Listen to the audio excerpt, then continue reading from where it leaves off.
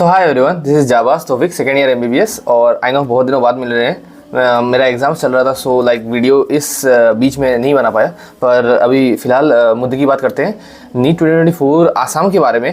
Definitely आप लोगों को पता होगा कि एग्ज़ाम हो चुका है, वो रीनीट का जो 1563 कैंडिडेट्स देने वाले थे, और उसमें से भी आई थिंक ओनली कुछ 700 या 750 स्टूडेंट्स ने एग्ज़ाम दिया है। सो वो होने के बाद कट ऑफ असम में क्या जा सकता है, बहुत ही ज़्यादा एक माइन्यूट फर्क पड़ने वाला है। पर फिर भी उसके बाद कट ऑफ कितना जा सकता है वो भी हम देख लेते हैं, बिकॉज एक दो स्टूडेंट्स या ऐसा भी हो सकता है कि 10-15 स्टूडेंट्स का सिलेक्शन इसी वजह से हो जाए, ठीक है, कट ऑफ थोड़ा कम जाने की वजह से।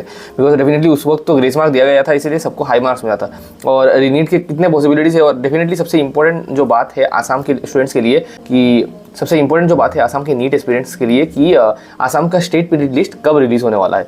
सो अपडेट्स तो आप लोगों को सबसे ये सब पता ही है कि 67 स्टूडेंट्स को 720 आउट ऑफ 720 मिला था। ये चेंज होने वाला है डेफिनेटली। 718 मार्क्स 719 मार्क्स दिया गया था, कट ऑफ एक्सट्रीमली हाई चला गया था। मैंने इस पर ऑलरेडी एक डिटेल वीडियो बना चुका हूँ। उसके बाद री एग्जाम हुआ था 1560 कैंडिडेट्स के लिए, ये भी है। अप्रोक्सीमेटली मुझे जितना पता है 750 कैंडिडेट्स ने क्वालिफाई किया है, मतलब 750 कैंडिडेट्स ने एग्जाम दिया है। अभी इसका रिजल्ट नहीं आया है, 38 जून को इसका भी रिजल्ट आ जाएगा, ठीक है। सो उस वक्त उस दिन हम लोग और अच्छे से जान पाएंगे कि कितना कैसा होगा। पर डेफिनेटली पेपर तो मतलब लाइक नॉर्मल पेपर हुआ है, इसीलिए उतना हाई मार्क्स नहीं जाने वाला है इसमें, ठीक है।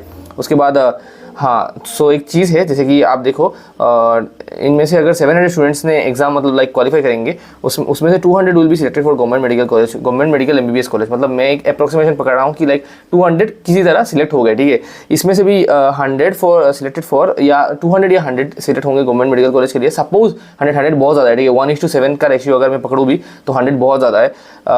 अगर AIQ का सीट्स तो डेफिनेटली इंक्रीज़ हुआ है, मतलब लाइक इन 100 सीट्स, मतलब 100 स्टूडेंट्स के, बिकॉज पहले तो 700 में से काफ़ी लोगों का ऐसे 500 या 600 का सिलेक्शन पहले हो गया था।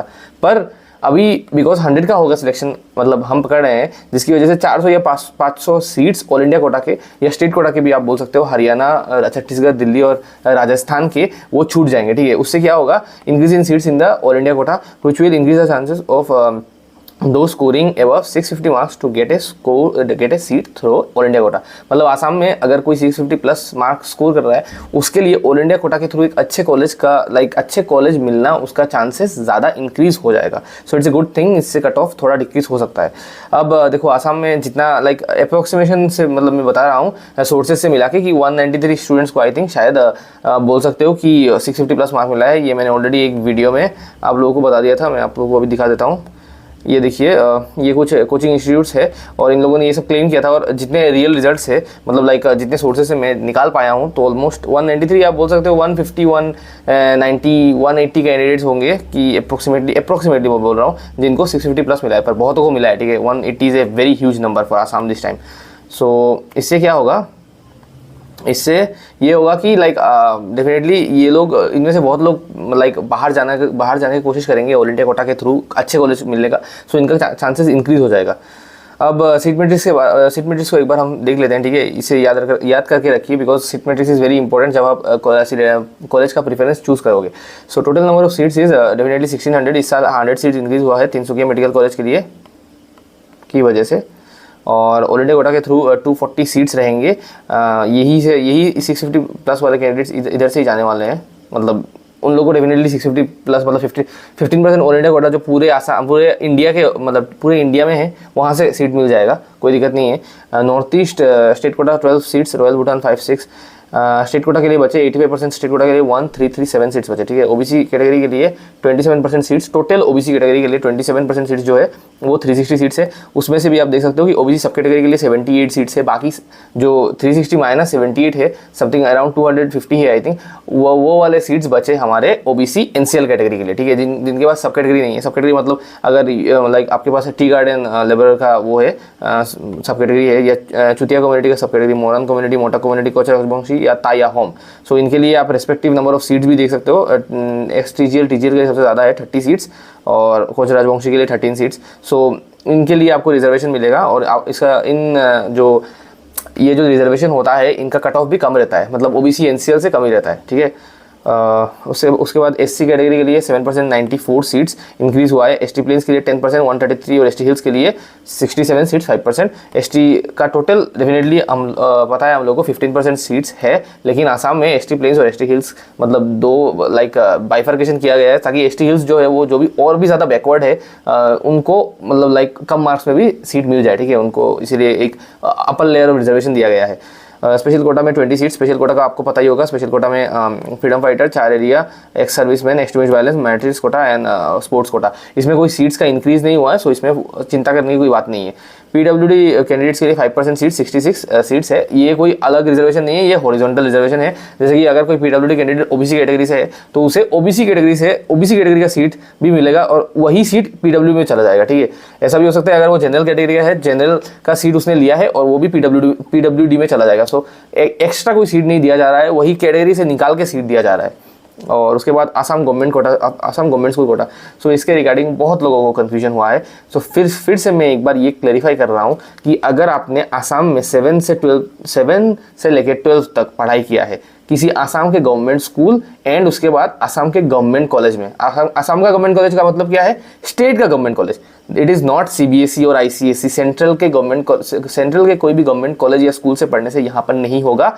आपने क्लास 7 से लेकर 10 तक सेवा के अंडर किसी गवर्नमेंट, आसाम के गवर्नमेंट स्टेट स्कूल मतलब स्टेट गवर्नमेंट स्कूल में किया है और उसके बाद आसाम के गवर्नमेंट स्टेट कॉलेज में आपने 11-12 किया है, तब जाके आपको ये आसाम स्कूल का 5% रिजर्वेशन कोटा मिलेगा, ठीक है। I think it's clear, okay. उसके बाद ईडब्ल्यूएस के लिए आप देख सकते हो 6% सीट्स है सारे कॉलेजेस में, ऑलमोस्ट मतलब मुझे जितना पता है सारे कॉलेजेस में ही दिए जाएंगे। अभी कोई क्लैरिटी नहीं है पर फिर भी मुझे लगता है इस साल सारे कॉलेजेस में दिए जाएंगे और 80 सीट्स है, कम कर दिया गया है। पहले 10% था, इस साल 6% कर दिया गया है। एनआरआई के लिए 7% लास्ट ईयर भी था और इस साल भी फिर से दिया गया है 88 seats excluding the EWS seats. मतलब सबसे पहले ईडब्ल्यूएस के सीट जो है उनका मतलब लाइक फिलिंग होगा, उसके बाद जाके एनआरआई का मतलब अलग से काउंसलिंग होगा। एनआरआई का काउंसलिंग अलग से होता है, एनआरआई का काउंसलिंग हमारा जो एमबीबीएस बीडीएस का काउंसलिंग जो होता है उसके साथ नहीं होता। टीजीएल और एनआरआई का काउंसलिंग अलग अलग होता है, ठीक है।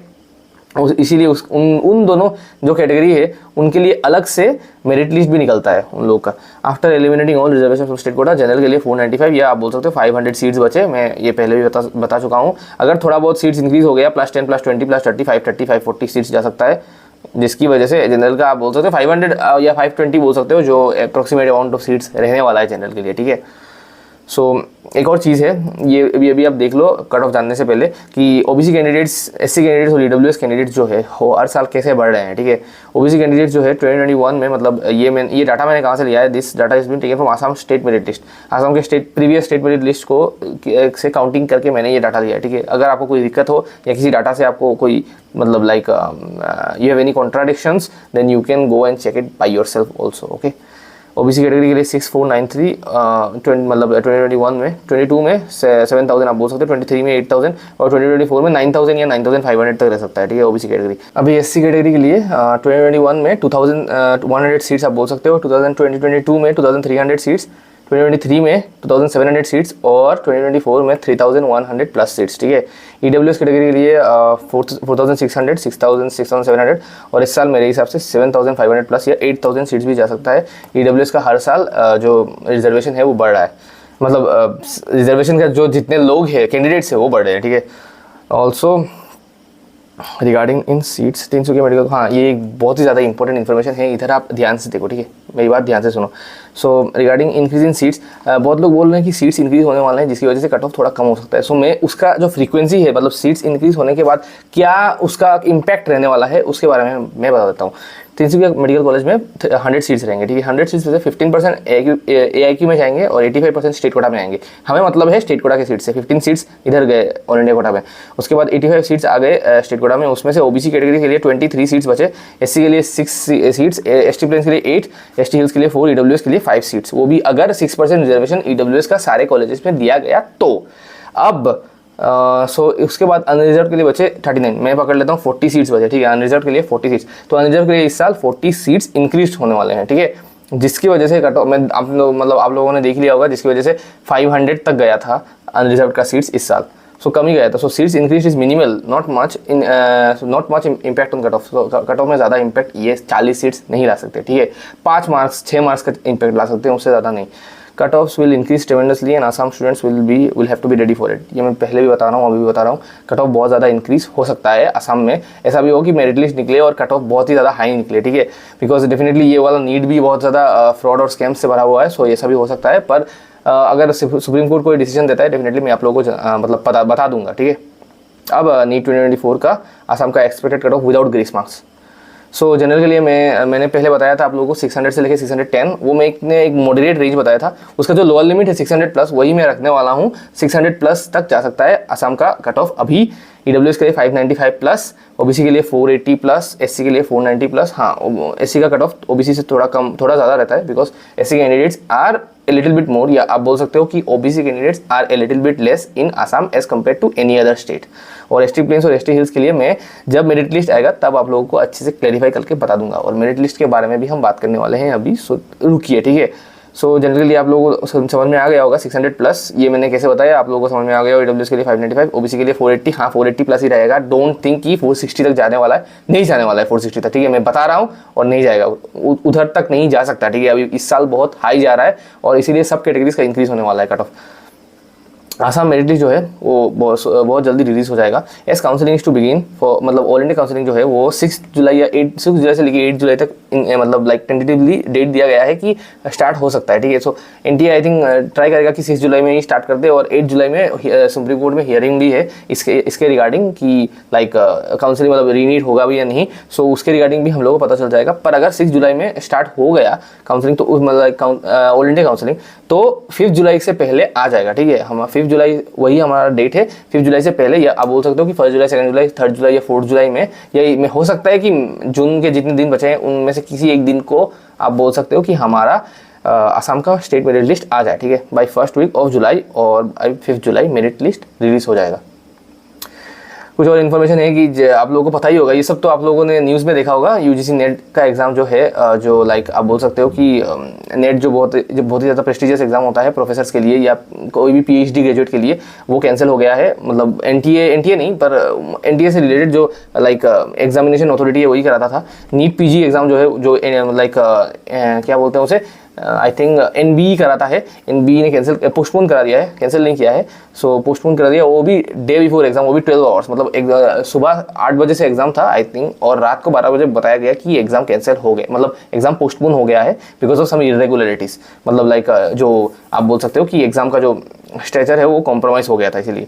सो रीनीट और रीवैल्यूएशन के बारे में जो पॉसिबिलिटीज है डेफिनेटली वो सिर्फ सुप्रीम कोर्ट के डिसीजन के बाद ही हम लोग श्योर हो सकते हैं। एजुकेशन मिनिस्ट्री या एनटीए जो है उसने बताया कि अगर सुप्रीम कोर्ट ने डिसीजन दिया तो वो कराएंगे, उसमें कोई दो राय नहीं है, पर यही बातें हैं। और please subscribe to my channel, okay, alright, subscribe to, ये मैं अभी बता रहा हूँ, प्लीज़ मैं डिटेल्स देता रहूँगा। अभी एग्जाम खत्म भी हो गए हैं, सो सारे डिटेल्स आते रहेंगे। Please subscribe to the channel, और इंस्टाग्राम में भी फॉलो कर लेना @जाबाज तौफीक। अगर कोई डाउट हो तो, या कोई कंटेंट के लिए भी आप फॉलो कर सकते हो, इट्स नॉट एन इशू। और जो टेलीग्राम चैनल है उसका भी मैं आप लोगों को लिंक दे दूँगा।